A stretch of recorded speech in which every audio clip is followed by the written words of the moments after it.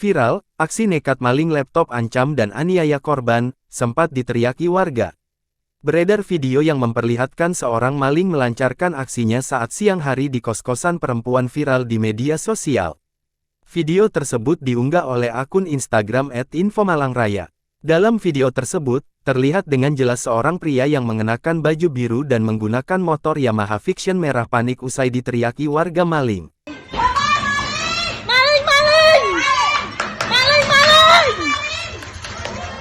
Berdasarkan deskripsi unggahan, awalnya pelaku masuk ke salah satu kos-kosan perempuan di Jalan Simpang Sunan Kalijaga, Kota Malang. Pelaku tersebut pun melancarkan aksinya dengan mengancam korban dengan pisau.